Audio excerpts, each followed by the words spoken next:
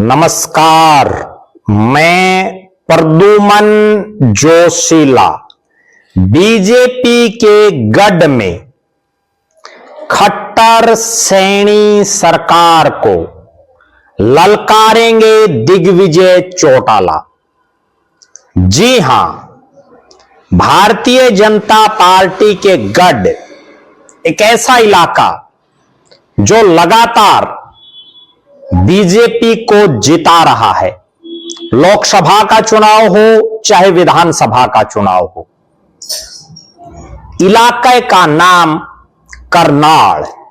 जी हां, करनाल में जिसे भारतीय जनता पार्टी का गढ़ माना जाता है, जहां की पांचों सीटों पर भारतीय जनता पार्टी जीती हुई है।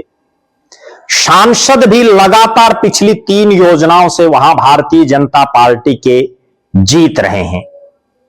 और एक ऐसा इलाका जो 10 साल तक सीएम सिटी रहा, यानी 9.5 साल वहां से विधायक रहे। मनोहर लाल खट्टर प्रदेश के मुख्यमंत्री रहे और जब नायब सिंह सैनी मुख्यमंत्री बनाए सांसद रहते हुए, तो उन्होंने सांसद से इस्तीफा दिया। करनाल से मनोहर लाल खट्टर साहब द्वारा खाली की गई सीट पर उन्होंने उपचुनाव लड़ा। वो करनाल से विधायक बने और मुख्यमंत्री के पद पर निरंतर वो बने रहे। 10 साल जिस सीट को मुख्यमंत्री की सीट के तौर पर जाना गया, उस इलाके करनाल में जननायक जनता पार्टी जेजेपी युवा योद्धा जिला सम्मेलन करने जा रही है 27 जनवरी 2026 को करनाल की धरती। और इस जिला युवा योद्धा सम्मेलन में जेजेपी यूथ विंग के प्रदेश अध्यक्ष दिग्विजय सिंह चौटाला, मनोहर लाल खट्टर साहब हों, चूंकि वो यहां से सांसद हैं और केंद्र में मंत्री हैं, और प्रदेश की नायब सिंह सैनी की सरकार हो, उसे ललकारने का काम करेंगे। रोजगार के मुद्दे पर, युवाओं की मांगों के मुद्दे पर पूरे हरियाणा प्रदेश के अलग अलग जिला मुख्यालयों में दिग्विजय सिंह चौटाला जा करके युवा योद्धा जिला सम्मेलन कर रहे हैं और उसमें वो आवाज उठा रहे हैं युवाओं की, और प्रदेश की सरकार को बता रहे हैं कि हरियाणा प्रदेश के नौजवानों का भला करो, हरियाणा प्रदेश के नौजवानों को रोजगार दो, हरियाणा प्रदेश के युवाओं को नशे से बचाओ, हरियाणा प्रदेश के युवाओं को अपराध के दलदल से बचाओ। क्योंकि आज हम देख रहे हैं बहुत से युवा ऐसे मिल जाते हैं जो नशे के आदी हैं। बहुत से युवा ऐसे भी मिलते हैं जो बेरोजगार हैं, रोजगार नहीं मिल रहा। और बहुत लोग ऐसे भी हैं जो अपराध के दलदल में घुस जाते हैं। लेकिन दिग्विजय सिंह चौटाला, जिनको फायर ब्रांड नेता के तौर पर जाना जाता है, अपनी ओजस्वी वाणी से युवाओं के हक हकूक के लिए पिछले लंबे समय से आवाज उठाते जा रहे हैं। इस युवा योद्धा जिला सम्मेलन में पार्टी के राष्ट्रीय अध्यक्ष अजय सिंह चौटाला और पूर्व उप मुख्यमंत्री दुष्यंत चौटाला अपने समय में जो उन्होंने काम किए, जब 4.5 साल सत्ता में भागीदार जेजेपी रही, उन कामों का बखान भी करते हैं।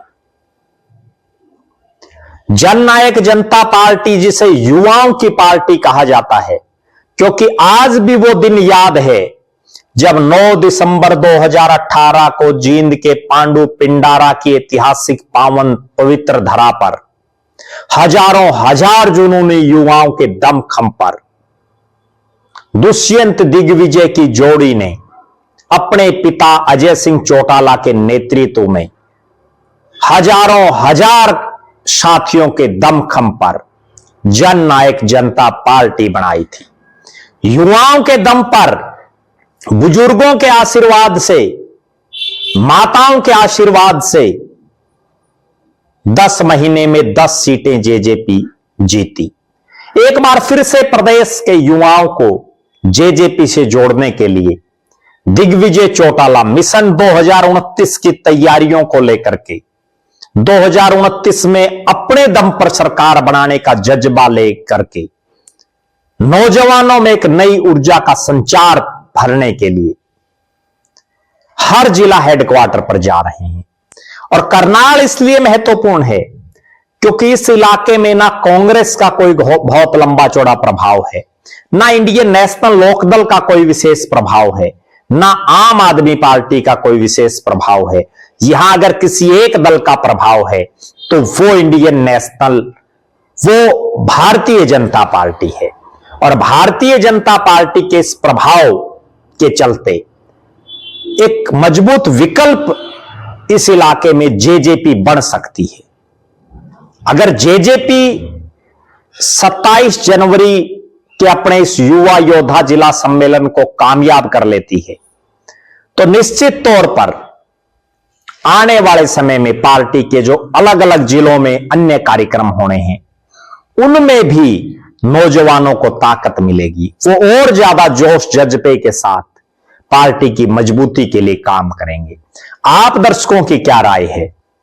करनाल की धरती बीजेपी के गढ़ मनोहर लाल खट्टर और सैनी साहब जहां से एमएलए बने और जहां मनोहर लाल खट्टर एमपी बनकर के केंद्र में मंत्री हैं, उस इलाके में जेजेपी के इस कार्यक्रम को आप किस नजरिए से देखते हैं?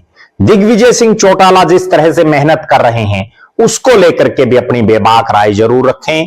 हमारी नजरें 27 तारीख को करनाल के इस कार्यक्रम पर रहेंगी। हम आपको बताएंगे कि यह कार्यक्रम कैसा रहा और किन नेताओं ने इस कार्यक्रम में मजबूती के साथ दिग्विजय चौटाला का साथ देने का काम किया। बहुत बहुत धन्यवाद। आपका अपना प्रद्युमन जोशीला।